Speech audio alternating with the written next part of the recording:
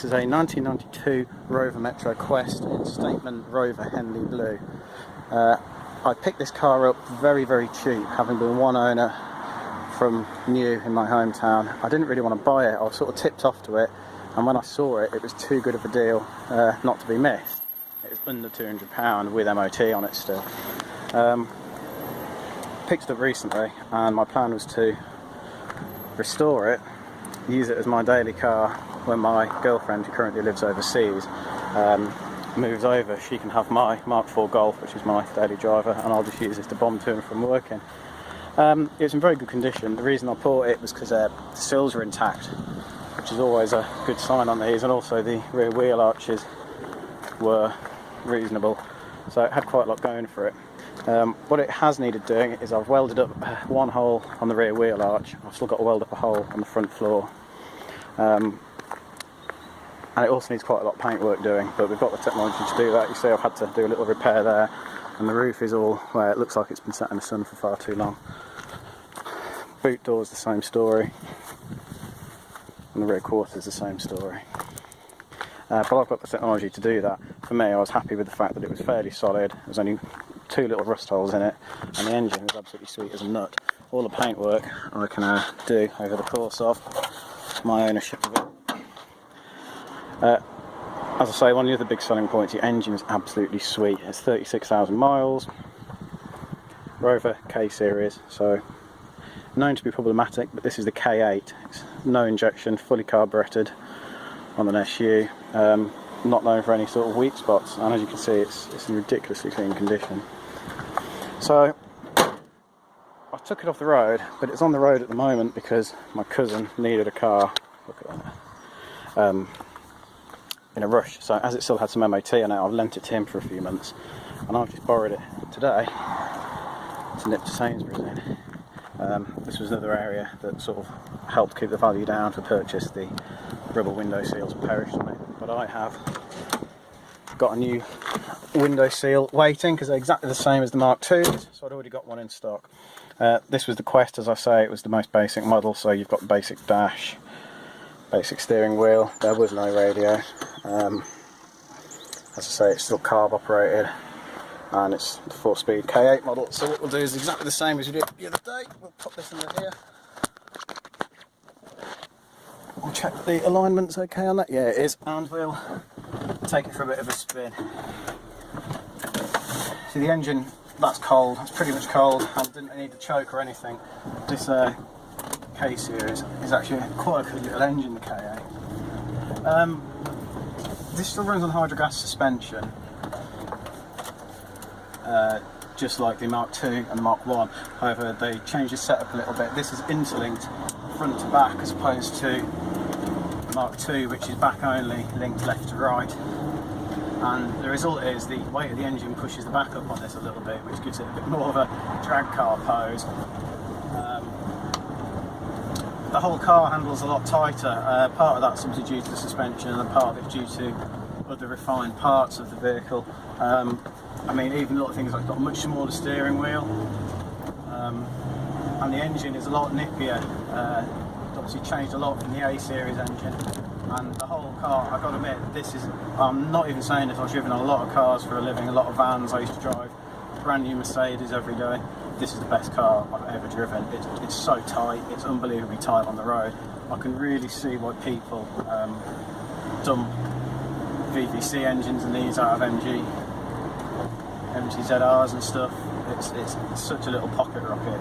But I'm going to keep the K8 in it. It's such a nippy little car. It's unbelievable.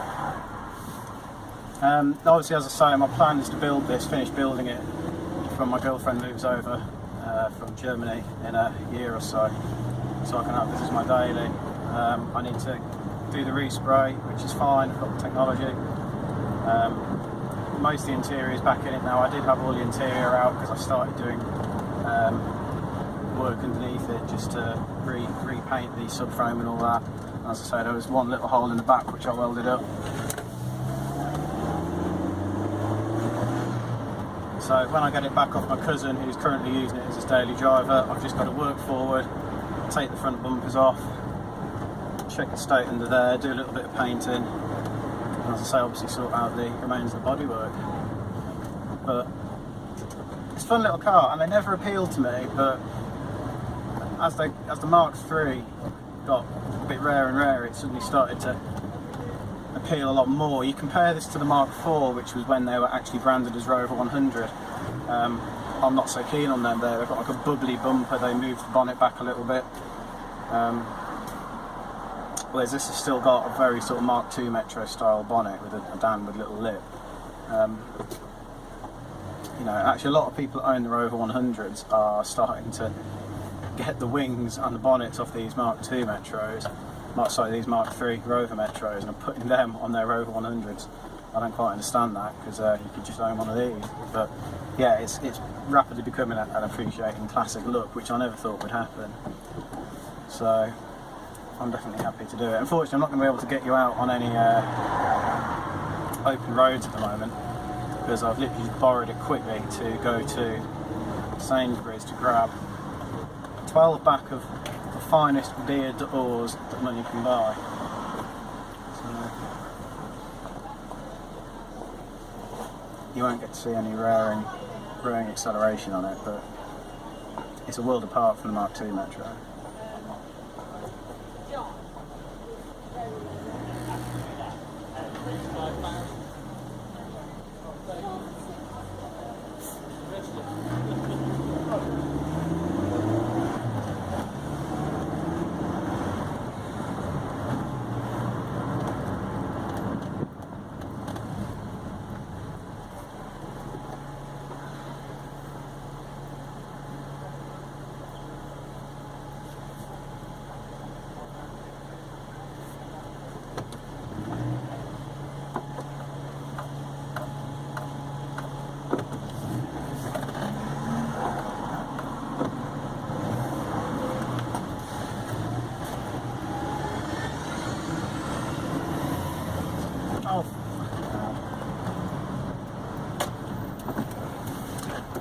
I suppose while we're waiting in traffic, I might as well say the interior, as you can see, it's the same dash as the Mark II Metro, with the exception of they changed the heat controls a little bit, made this a bit wider, put a 3-speed fan in instead of 2-speed, rounded off the knobs a little bit. They moved the heated rear window option to this side instead of down here. The indicator stalk's the same, washer stalk's the same. Actually, I don't see any reason though why you couldn't fit this in a Mark II if you were into that sort of thing.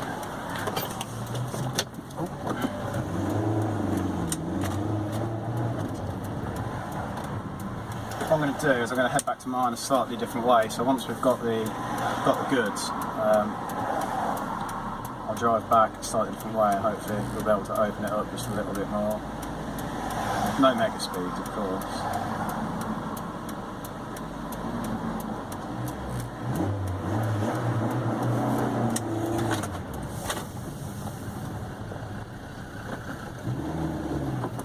Oh, yeah, don't signal then. What are you doing?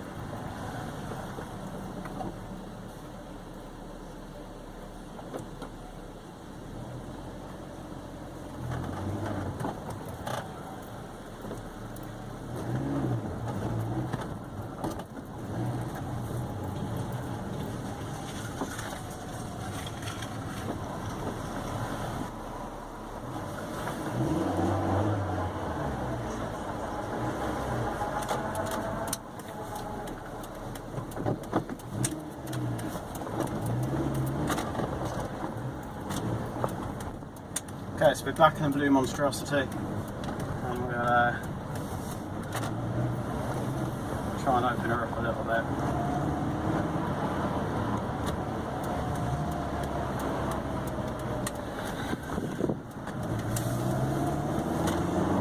It is like driving, a Mark II Metro is like driving a go-kart. This is like driving a go-kart that's got more dexterous handling about it.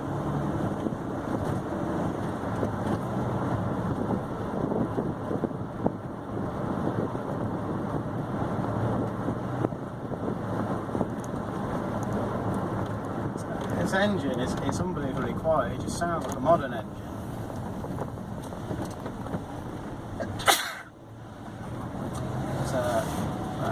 With the windows done up, there's no knocks and bangs. This car just sounds like a new car. It's incredible. I've never quite experienced anything like this. I mean, my daily drive is a Mark IV Golf, so that's getting on a bit now. It's 13 years old, and it's been lowered and whatnot. And this is far nicer to drive than my Golf. Even the lack of power steering isn't exactly a major issue. I mean, I won't lie, it is a heavy. It's not a heavy car. But when it's stationary, it's a little bit. Perhaps a little bit trickier to move than my Mark II Metro, because it's got the Mark II's got bigger steering wheels, so you've got a bit more play and lever in it.